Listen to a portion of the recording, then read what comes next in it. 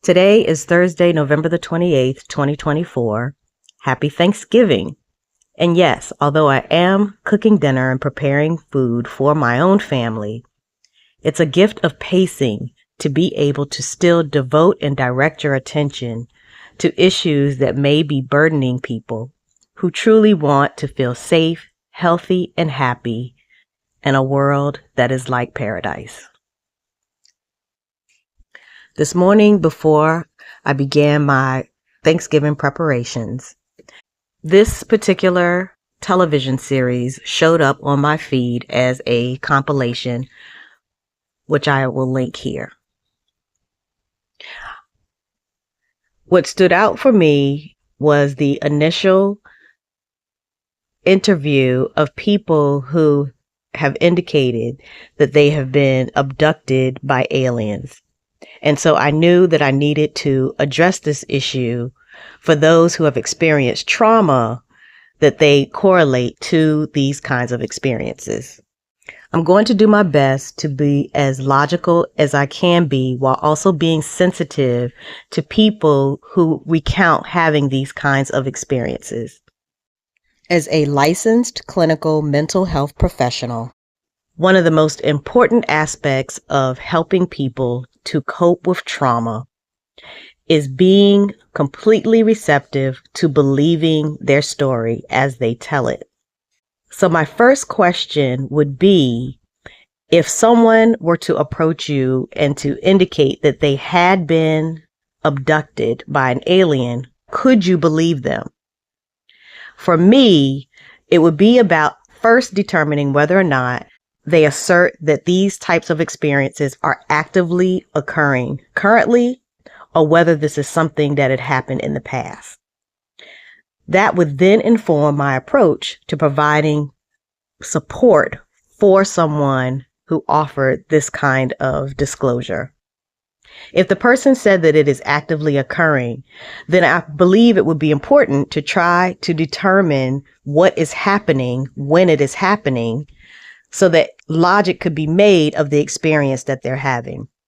If it is an experience that they indicate they had previously, it will be about helping them to move forward with their lives, having had a memory of this experience, and pursuing that by looking at what their current goals are and the barriers to achieving those goals based on any trauma they continue to experience as a result of what they describe as an abduction.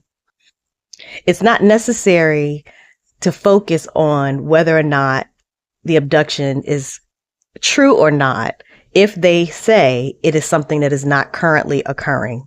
It's more important to focus on the trauma they experience, the anxiety around it, and helping them to be able to function as normally as possible in the environment we all are currently living in, regardless of whether we've had an experience like this or not. You cannot heal trauma while trauma is actively occurring. If there are other kinds of trauma that are contributing to the memory of this particular type of experience, those would also need to be addressed as well. If someone comes to you and is genuinely seeking help, whether you're a licensed mental health professional or not, it is less important that you are able to verify the veracity or the truth of the experience for which you have no personal knowledge, awareness, or experience than it is to understand the kind of help that they need and that the experience is very real for them. The differentiator is whether or not the person genuinely wants help. First, I would like to share with you 2 messages that I posted yesterday that have led me to be receptive to better understanding those who say that they have experienced an alien abduction or an alien encounter. This one reads, "Random thoughts in the middle of the night on the oddity lies of the United States government." And then I provide the link for the most recent Joint Committee hearings on unidentified anomalous phenomenon exposing the truth. I've been contemplating Project Blue Book within the context of the UFO hearings I have refused to watch. More specifically, I'm considering various acronyms like UFO and what they really mean because they have nothing to do with space aliens from other planets. It most certainly covers human observation and experimentation of some kind in every case where these oddities are documented, especially when they were initially classified as ridiculous conspiracy theories and delusional ramblings of the insane. The Majestic 12 or MJ-12 documents have had my attention the last few days, not only because the National Archives report they regularly receive requests for documents from this specific project, but also because they publicly report there aren't any, with the exception of one memo that has been listed as authentic. The website indicates many of the inquiries concern a memorandum from Robert Cutler to General Nathan Twining dated July 14, 1954. And then I give the link where you can read more. I believe MJ is a sequence marker, and the next is related to MK Ultra, which is also a declassified project with redacted, which means covered, records publicly available, or aspects of the record are covered. I therefore imagine there could be other projects in this lineage of experience, for example, ML, MN, MM, etc., preceding and succeeding MJ, and that the number represents a phase within the project series, such as NASA's Apollo 1, 2, 3 through 17, which is the last Apollo project. I may need to watch the hearings to make sense of all of this since it's still lingering in my subconscious. I thought I would share for people already deeply investigating this as a perspective they may not be considering. The government isn't ignorant of the falsity of alien-related paranormal conspiracy theories. Anything that has prevented the general public from making logical sense of their covert operations has always been useful for that reason and why these theories are allowed to propagate and spread. The government lies constantly. The government also has a history of gruesome and completely unnecessary human medical research and experiments. It's how they develop weapons for warfare, including psychological warfare. You must accept this. You aren't crazy. You simply may not be approaching this logically. And then I give a link to where some of the documents can be viewed, as well as some links to YouTube videos I have made that are related. An especially important one to watch would be the All the Barriers Part 12 video, Psychics, Military, ETs, and Metagod. I also share the document from Robert Cutler, as well as some information from Representative Nancy Mace's website, with the documentation that she used as part of the hearing that brought me to make this post in the first place. This post is a message that includes a tour of an abandoned insane asylum in Stanton, Virginia, and the message itself reads, "You don't have to watch all of this video to understand the point I'm about to make. The first question I would ask you to pause and consider is, what is the discharge goal of a long-term care facility? Including your consideration, nursing care or nursing home facilities, facilities for the severely disabled, and prisons. What should a discharge goal be for any of these facilities in your personal opinion? The next thing I'd like for you to consider is the history of psychiatric, mentally ill or deranged asylums in the United States and how medical hospitals were initially formed. An example of this is DePaul Hospital in Norfolk, which had changed its name to Bon Secours before it was closed in 2021. It began as a psychiatric facility during the yellow fever pandemic of the mid-1800s. The Sisters of the Daughters of Charity came to Norfolk in 1839 to run St. Mary's Orphan Asylum.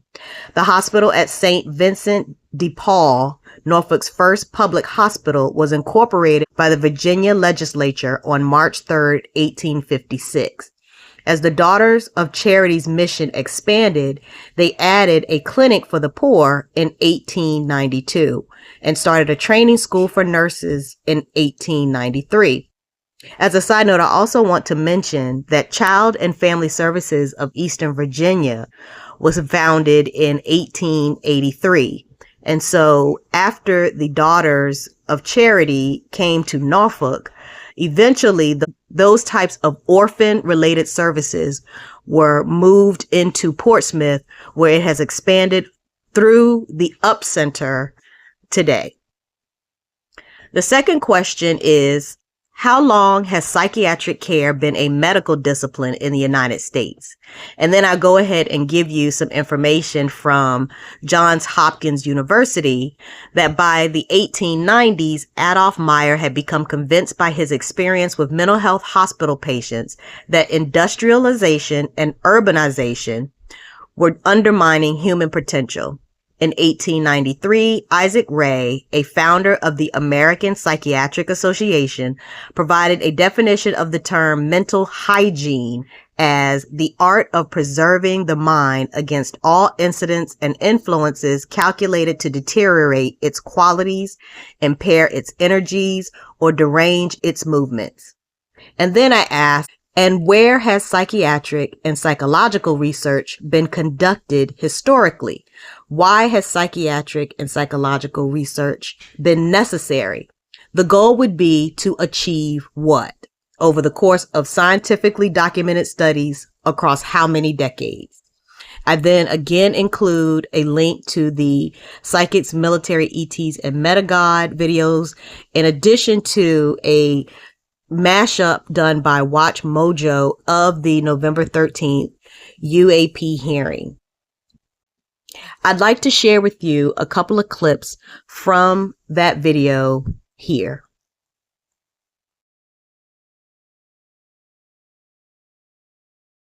I am only using 2 of the 10 highlights created by Watch Mojo of the publicly available Joint Subcommittee hearing on unidentified anomalous phenomena.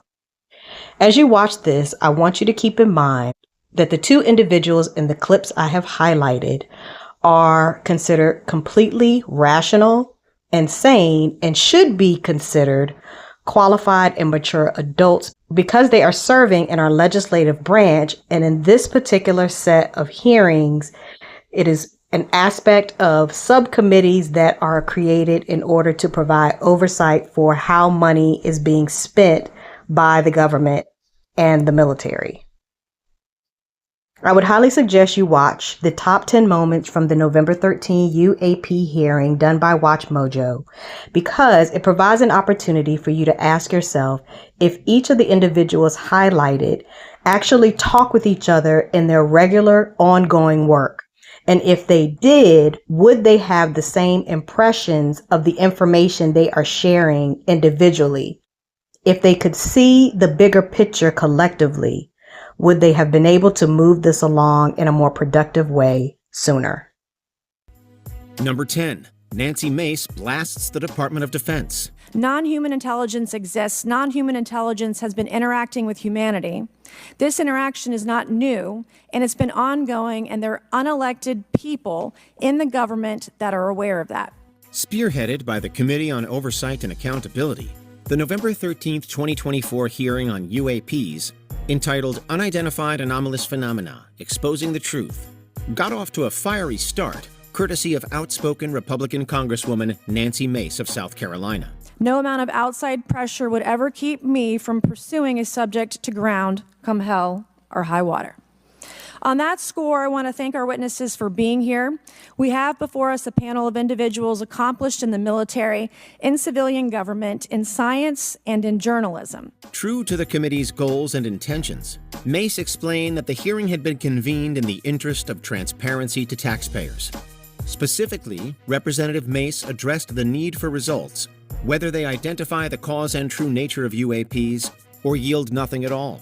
In perhaps her boldest moment, Mace noted that the Pentagon, quote, has failed 6 consecutive audits and that it had never successfully passed one.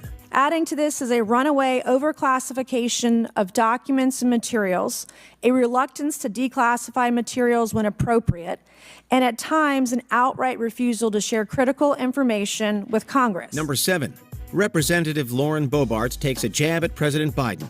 Now that we have all been cautioned in this committee hearing that the mention of Pentagon's Immaculate Constellation program could put us on a list, well, I already find myself on many lists, I'm sure. So I speak my mind often, so why not just keep going with it? May as well just go all out and say it. The earth is flat, birds are government drones, and we've never set foot on the moon, and Joe Biden received 81 million votes in the 2020 election. The controversial, outspoken Congresswoman has been a staunch ally of President-elect Trump and has repeatedly reaffirmed his false claims that his 2020 electoral defeat of Joe Biden was illegitimate. In a move that was perhaps unsurprising to those familiar with Boebert's previously stated positions, she jokingly rattled off a list of claims that might get her in trouble with the Department of Defense, including a pointed comment about President Biden's 2020 vote count. So let's just see how many lists we could get on here today. But Mr. Schellenberger, I wanted to ask you, I think I understand from this hearing that you would agree that classifying information like this is not in the best interest of the people. Is that correct?